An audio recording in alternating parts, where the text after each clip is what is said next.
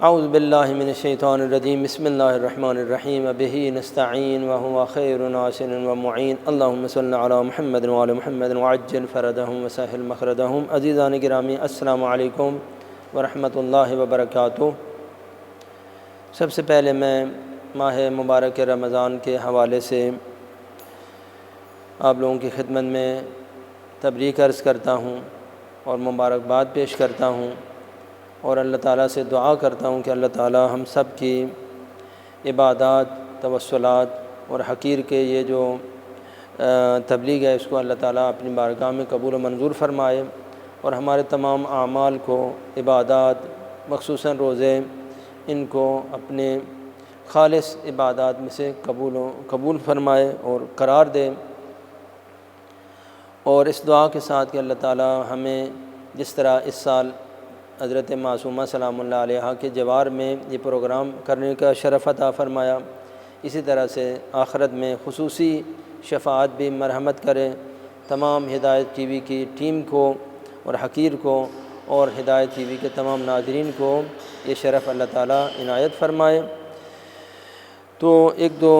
فضیلت صوم کے بارے میں روایات آپ کی خدمت میں بیان کر کے پھر دیگر مسائل کو آپ کی خدمت میں بیان کروں گا۔ فرمایا کہ پیغمبر اکرم نے فرمایا ہر چیز کی زکوٰۃ ہے، اور بدن کی زکوٰۃ روزہ رکھنا ہے۔ تو آپ جو روزہ رکھ رہے ہیں تو گویا آپ کے بدن کی زکوٰۃ آپ اللہ کی بارگاہ میں دے رہے ہیں۔ اور ایک اور حدیث میں پیغمبر گرامی اسلام نے فرمایا کہ اے میرے صحابہ، اصول کافی کے اندر یہ روایت ہے، میرے پیارے صحابہ، کیا میں تم لوگوں کو ایسی چیز نہ بتاؤں کہ اگر تم لوگ کرو گے تو شیطان تم لوگوں سے اتنا دور ہو جائے گا جتنا مشرق اور مغرب کا فاصلہ ہے، یہ شیطان تم لوگوں سے بہت دور ہو جائے گا۔ تو لوگوں نے کہا کہ یا رسول اللہ وہ کون سی چیز ہے؟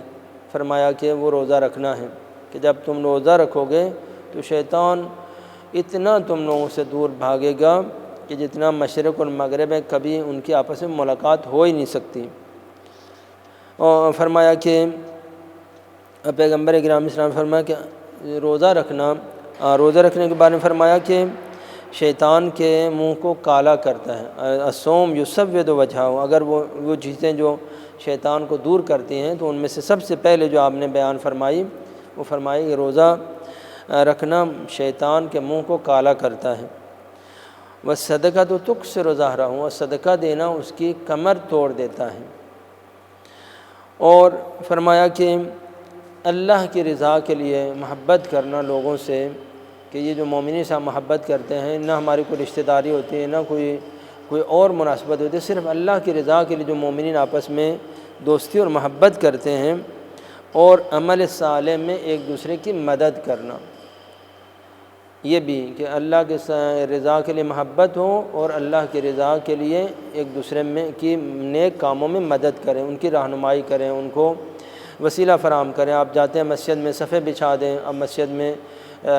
دیگر جو انتظامات ہیں وہ کرتے ہیں، تو نیک کام میں، عمل صالح میں ایک دوسرے کی مدد کرنا، یہ شیطان کی جب وہ کمر کو کاٹ دیتا ہے۔ اور فرمایا کہ استغفار کرنا شیطان کی یہ رگ حیات کو کاٹ دیتا ہے۔ اور پھر فرمایا کہ ہر چیز کی زکوٰۃ ہے، اور بدن کی زکوٰۃ اللہ رب العزت نے روزہ قرار دیا ہے۔ تو عزیزان گرامی، ایک روزہ جو ہے وہ ایک عظیم عبادت ہے کہ جو نہ صرف دنیاوی خواص رکھتا ہے بلکہ اخروی بھی عظیم خواص اور اس کی برکتیں ہیں جو اللہ رب العزت نے قرار دی ہیں۔ ان میں سے ایک روایت یہاں پر میں بیان کروں گا کہ اللہ رب العزت نے کچھ ملائکہ کو مخصوص کیا ہے جو صرف روزہ داروں کی دعا کے اوپر آمین کہتے ہیں، باقی کسی مسلمان کی دعا کے اوپر آمین نہیں کہتے، صرف ان کا کام ہے کہ مومنین جب دعا کرتے ہیں تو وہ آمین کہیں۔ تو یہ بھی ایک بہت بڑا شرف حاصل ہوتا ہے مومن کو کہ وہ جب وہ دعا کرتا ہے تو ملائکہ اس کے لیے آمین کہتے ہیں۔ اور کتنی یہ عبادت ہے کہ کوئی عبادت ایسا نہیں ہے کہ جہاں سونا عبادت شمار ہو، لیکن یہاں روزے کے حالت میں اگر انسان سویا بھی رہے، آپ روزہ رکھیں، سحری کریں، اس کے بعد سو جائیں، 12 بجے تک سوئے رہیں، 1 بجے تک سوئے رہیں، مثلا مثال دے رہا ہوں، تو بھی آپ کی مکمل عبادت لکھی جائے گی۔ ایسا نہ ہو کہ سونے میں آپ کی نماز بھی ضائع ہو جائے، تو یہ جائز نہیں ہے کہ آپ سحری کھائیں اور سو جائیں اور نماز صبح نہ پڑھیں، تو یہ بہت بڑا خسارہ ہے۔ اگرچہ روزہ باطل نہیں ہوگا، لیکن بہرحال یہ کہ اس کو وہ اجر جو ہے نہیں ملے گا جو ایک مومن واقعی کا ہے اور عبادت گزار کامل کا ہے۔ تو عزیزان گرامی،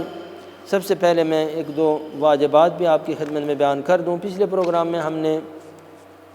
نماز کی جو شرائط ہیں ان کو بیان کیا، 5 شرائط کو بیان کیا، دوبارہ ان کو دہراؤں گا۔ پہلے نمبر پر وقت نماز کی خیال رکھنا ضروری ہے۔ دوسرے نمبر پر قبلے کا خیال رکھنا ضروری ہے۔ تیسرے نمبر پر لباس جو آپ نے پہنا ہوا اس کا خیال رکھنا ضروری ہے کہ وہ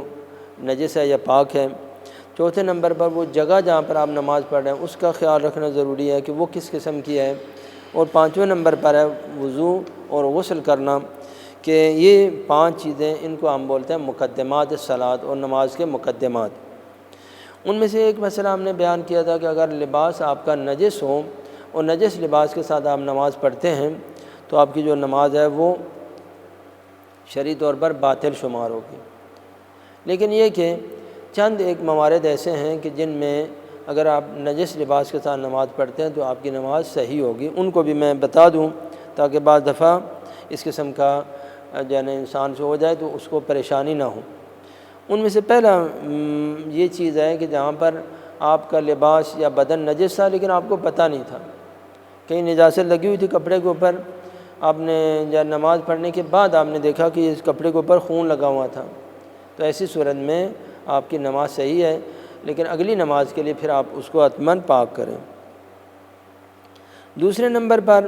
آپ کو شک ہو، پتہ نہیں یہ کپڑا نجس ہے یا پاک ہے، تو آپ وہاں پر کہتے ہیں کہ انشاءاللہ پہلے تو پاک تھا اب بھی پاک ہی ہوگا، تو ایسی صورت میں اگر استصحاب طہارت کریں، عربی اصطلاح میں بولتے ہیں استصحاب طہارت آپ کرتے ہیں، کہتے ہیں چونکہ پہلے پاک تھا انشاءاللہ اب بھی پاک ہے، تو اس صورت میں آپ نماز پڑھ لیں، بعد میں پتہ چلے کہ نہیں یہ تو لباس نجس تھا، تو اس صورت میں بھی آپ کی نماز صحیح ہوگی۔ تیسرے نمبر پر آپ لباس کو پاک کرتے ہیں، آپ مکمل احتیاط کے ساتھ کپڑے کو پاک کرتے ہیں، اور پاک کرنے کے بعد دیکھتے ہیں تو جو ہے وہ اس میں آپ نے نماز پڑھ لی، نماز پڑھنے کے بعد آپ نے دیکھا کہ کپڑے کے اوپر ابھی نجاست باقی ہے، تو آپ نے جب دھویا تھا تو مکمل احتیاط کے ساتھ دھویا تھا، یقین کے ساتھ دھویا تھا، تو اب یہ کہ اگر اتفاقاً اس میں کوئی نجاست باقی رہ گئی تو اس صورت میں آپ کی جو نماز ہے وہ صحیح ہوگی۔ 5ویں نمبر پر اگر آپ کے بدن یا لباس کے اوپر خون لگا ہوا اور آپ یہ خیال کرتے ہیں کہ یہ حلال جانور کا خون ہے، مثلا ایسا خون ہے جو پاک ہوتا ہے، مثلا مکھی کا خون پاک ہوتا ہے، مچھر کا خون پاک ہوتا ہے، اس طرح مثلا جو مچھلی کا خون ہے وہ پاک ہوتا ہے، تو آپ یہ سمجھ لیں کہ یہ پاک خون ہے، آپ نے وہ خون پاک سمجھ کے نماز پڑھ لی، بعد میں پتہ چلا کہ وہ خون پاک نہیں تھا بلکہ نجس خون تھا، مثلا انسان کا خون تھا یا جانور کا خون تھا، ایسی صورت میں پھر اس صورت میں آپ کی نماز ہے وہ صحیح ہوگی۔ 6 نمبر پر بعض لوگ ہیں کہ جو مثلا کوئی زخم ہو جاتا ہے اور زخم سے مسلسل خون نکلتا رہتا ہے، تو وہ جو خون آپ کے زخم وغیرہ سے جو مسلسل نکل رہا ہے، بعض دفعہ جنگ وغیرہ میں زخمی ہو جاتے تھے، وہ 10 گھنٹے 12 گھنٹے تک خون نکلتا رہتا تھا، تو ایسی صورت میں بھی جس خون کو روکا نہیں جا سکتا، اگر وہ خون آپ کے بدن کے اوپر ہے یا لباس کے اوپر ہے تو اس صورت میں آپ نماز پڑھ سکتے ہیں، کوئی اشکال نہیں ہے۔ 7ویں نمبر پر اگر نجس لباس میں نماز پڑھنے پر مجبور ہو، سخت سردی ہے، اب کپڑا بھی نجس ہے تو اب اتاروں گا تو سردی لگ جائے گی، کوٹ نجس ہے مثلا اتاروں گا سردی لگ جائے گی، تو ایسی صورت میں اگر مجبور ہے تو اکثر فقہا کی نظر میں پھر وہاں پر آپ کی نماز جو ہے وہ باوجود اس کے کہ نجس لباس میں آپ نے نماز پڑھی ہے لیکن آپ کی نماز جو ہے وہ شرعی طور پر صحیح ہوگی۔ تو یہ کچھ مسائل بھی بتانا ضروری تھے نماز اور روزے کے حوالے سے۔ اب میں ایک دو جو ضروری مطالب ہیں ان کی توضیح دوں۔ ماہ رمضان میں ایک جو کام ہے وہ مومنین کو کھانا کھلانا اور مومنین کو پانی پلانا۔ پانی پلانے کے بارے میں نے آپ کی خدمت میں بیان کیا کہ 32 حدیثیں ہیں کہ جن میں مومنین کو پانی پلانے کی فضیلت اور اس کا اجر آیا ہے۔ پچھلے پروگرام میں ہم نے مفصل پانی پلانے کی فضیلت کے بارے میں بیان کیا کہ فرمایا کہ جو شخص کسی مومن کو پانی پلائے تو اللہ تعالیٰ اس کو قیامت کے دن رحیق مختوم سے اللہ تعالیٰ اس کو پانی پلائے گا۔ وہ چیزیں ہیں کہ جو جنت میں جائیں گے۔ اب یہاں پر جو مختلف پینے کی چیزیں ہیں ان کو تو ہم جانتے ہیں، ان کے نام بھی ہمیں آتے ہیں، لیکن جنت میں جائیں گے تو وہاں پر مختلف قسم کی پینے کی چیزیں لائی جائیں گی، لیکن جس نے مومن کو پانی نہیں پلایا وہ لائی جائیں گی، بوتلیں لائی جائیں گی ان کے لیے پلانے کی، تو اس کو جس نے پانی پلایا تو اس کو وہ پلائی جائیں گی رحیق مختوم، ایک خاص قسم کے اللہ تعالیٰ کی طرف سے وہ بوتلیں لائی جائیں گی جو ان کو پلائی جائیں گی۔ تو جنہوں نے پانی پلایا ان کو اللہ تعالیٰ وہ نصیب کرے گا، جنہوں نے پانی نہیں پلایا تو اللہ تعالیٰ ان کو نصیب نہیں کرے گا۔ فرمایا کہ جو شخص بھی پیغمبر اکرم نے کہ کسی مسلمان کو ایک گھونٹ پانی پلائے، اللہ تعالیٰ اس کو جنت میں جنت کے پانی پلائے گا، اور ہر قطرہ کے اوپر اللہ تعالیٰ اس کو جنت میں 1 قنطار اجر عطا کرے گا۔ اور جو کسی پیاسے آدمی کو پانی پلائے تو اللہ تعالیٰ اس کو رحیق مختوم سے پانی پلائے گا۔ اور جو کسی مومن کو یہ کہ ایک مشک جو ہے کسی مومن کے لیے بھر کے لائے اور اس کو پانی پلائے تو اللہ تعالیٰ اس کو آتش جہنم سے آزاد کر دے گا۔ اور جو شخص کسی صحرا کے اندر،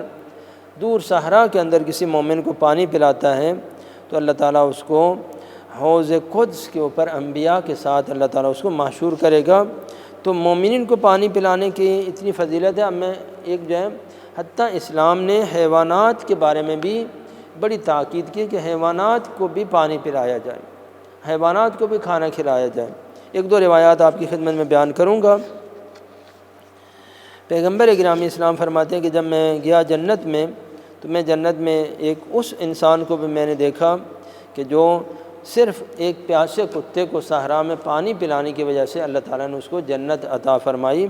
اور وہ جنت میں چلا گیا۔ امیر المومنین نے پیغمبر اکرم سے یہ روایت نقل کی ہے کہ ایک صرف اس نے کوئی اچھا کام نہیں کیا پوری زندگی میں، صرف ایک پیاسے کتے کو اس نے صحرا میں پانی پلایا تو اس کی وجہ سے اللہ تعالیٰ نے اس کو جنت میں داخل کیا۔ اور فرمایا ایک اور حدیث میں ہے کہ پیغمبر اکرم وضو فرما رہے تھے تو آپ نے دیکھا کہ ایک بلی جو ہے آپ کے پاس آئی تو آپ نے محسوس کیا کہ وہ پیاسی ہیں، تو پیغمبر اکرم نے اس بلی کو پہلے پانی پلایا پھر اپنے وضو کو آپ نے انجام دیا۔ ایک اور حدیث ہے کہ پیغمبر گرامی اسلام امام صادق علیہ السلام سے یہ روایت ہے، امام باقر علیہ السلام سے، کہ حضرت فرماتے ہیں کہ میرے والد گرامی امام سجاد علیہ السلام اپنے غلاموں اور خادموں کے ساتھ کسی جگہ باہر تشریف لے گئے تو آپ نے دیکھا کہ ایک ہرن جو ہے وہ آپ کی طرف آ رہا ہے، اور وہ ان لوگوں کی طرف نہیں گیا بلکہ امام سجاد علیہ السلام کی طرف چلا گیا اور منہ سے اس طرح سے اشارہ کر رہا تھا کہ میں بھوکا ہوں۔ تو امام علیہ السلام نے حکم دیا کہ کوئی بھی اس جانور کو اذیت نہ کرے اور اس کو آنے دو۔ تو سفرہ بچھایا ہوا تھا، آپ نے دسترخوان بچھایا ہوا تھا تو اس کے اوپر روٹیاں رکھی ہوئی تھیں، تو امام علیہ السلام نے فرمایا کہ اس کو بھی آنے دو، اور اس نے بھی جس طرح سے امام علیہ السلام کھانا کھا رہے تھے تو ہرن نے بھی کھانا کھایا اور آپ کی روٹیوں سے کھایا اور پھر وہ اپنی مرضی سے چلا گیا۔ اور ایک اور حدیث شریف میں ہے، حضرت امام صادق علیہ السلام سے یہ روایت ہے کہ امام سجاد علیہ السلام ایک دفعہ سفر میں تھے، ظاہر سفر حج میں تھے، اور آپ کے ساتھ مکے میں جا رہے تھے تو آپ نے راستے میں دیکھا کہ ایک لومڑی جو ہے وہ ظاہراً بھوکی لومڑی ہے، صحرا میں اب ظاہر ہے کہ کھانا پینا کم ملتا ہے، تو ایک لومڑی کو حضرت نے دیکھا کہ وہ بھوکی ہے، تو آپ نے اپنے ساتھیوں کو، دسترخوان بچھایا ہوا تھا، تو آپ نے اپنے ساتھیوں کو قسم دی، کہا میں تم لوگوں کو اللہ کی قسم دیتا ہوں کہ جو کچھ میں کروں تم لوگ یا کسی قسم کا یہاں پر کوئی حرکت نہیں کرنا کہ اس جانور کو اذیت ہو۔ تو انہوں نے کہا کہ ٹھیک ہے ہم قسم کھاتے ہیں کہ کوئی جو ہم ایسا نہیں کریں گے۔ تو حضرت نے اشارہ کیا اس لومڑی کو، تو آئی اور حضرت نے اپنے جو جانور کا وہاں گوشت تھا اس کی ہڈی اپنے ہاتھ سے اس جانور کے سامنے رکھی اور جانور نے آرام سے وہ ہڈی کھانا شروع کی۔ پھر حضرت نے فرمایا کہ میں تم لوگوں کو قسم دیتا ہوں کہ کوئی اس جانور کے بارے میں کوئی مثلاً کوئی حرکت نہ کرے۔ تو ان میں سے ایک مرتبہ حضرت نے دیکھا کہ وہ جانور جو ہے وہ بھاگ گیا، ان کے پاس سے بھاگ گیا۔ تو حضرت نے کہا کہ میں نے تم لوگوں کو قسم نہیں دی تھی کہ یعنی اس جانور کے بارے میں کچھ نہ کرنا۔ تو ایک صحابی نے کہا یا ابن رسول اللہ مجھ سے غلطی ہو گئی کہ میں نے اس جانور کو غصے کے ساتھ دیکھا، تو غصے کے ساتھ جب میں نے دیکھا تو وہ جانور جب بھاگ گیا۔ تو 11 حدیثیں ہیں میرے سامنے، یہ جامع احادیث الشیعہ ہیں، اصول کافی سے بھی یہ روایات ہیں، اختصاص شیخ مفید سے یہ روایات ہیں، متعدد روایات ہیں کہ پیغمبر گرامی اسلام اور ائمہ طاہرین سے یہ روایات ہیں کہ حتیٰ جانور کو کھانا کھلانا بھی اسلام نے عبادات میں سے قرار دیا ہے اور آپ کے صدقہ میں سے یہ شمار ہوگا۔ آپ کسی جانور کو کھانا کھلائیں گے، اللہ تعالیٰ آپ کی بارگاہ میں۔ امام حسین علیہ السلام سے یہ روایت ہے کہ آپ اپنے ایک باغ میں تشریف لے گئے تو دیکھا وہاں پر آپ کا جو غلام ہے وہ اس کے سامنے روٹی رکھی ہے، ایک لقمہ خود کھاتا ہے، ایک روٹی اس نے اپنے غلام کو کھلائی اور اپنے کتے کو کھلائی اور ایک روٹی خود کھائی۔ تو حضرت امام حسین علیہ السلام دور سے دیکھ رہے تھے، تو حضرت نے کہا کہ تم نے یہ کام کیوں کیا؟ کہا کہ میں نے اللہ کی رضا کے لیے کام کیا ہے کہ یہ جانور ہے اس کو بھی بھوک لگتی ہے جیسے مجھے بھوک لگتی ہے۔ تو حضرت اس کے اس چیز کے اوپر اتنا خوش ہوئے، حضرت نے فرمایا کہ اے غلام میں نے تجھے آزاد کیا، اور آزاد کرنے کے بعد حضرت نے فرمایا کہ یہ باغ بھی میں نے تمہیں بخش دیا۔ یعنی یہ دیکھیں کہ اتنا ہماری نظر میں تو یہ معمولی سا کام ہے، لیکن ولی اللہ اعظم حضرت ابا عبداللہ الحسین کی نظر میں یہ اتنا بڑا کام ہے کہ جس کے اوپر حضرت فرماتے ہیں کہ جا میں نے تجھے بھی آزاد کیا اور یہ پورا کا بڑا باغ بھی تمہیں میں نے عطا کر دیا۔ تو عزیزان گرامی، حتیٰ حیوانات کو کھانا کھلانا ماہ رمضان میں تو بہرحال مومنین کھانا کھلاتے ہی ہیں، تو انشاءاللہ تعالیٰ زیادہ کوشش کریں کہ ہم زیادہ سے زیادہ جو ہے وہ اس عبادت میں جو ہے وہ شریک ہو سکیں اور عبادت کو انجام دیں۔ آخر میں نام دن کی جو دعا ہے اس کے بارے میں بھی ایک فضیلت آپ کی خدمت میں بیان کروں گا کہ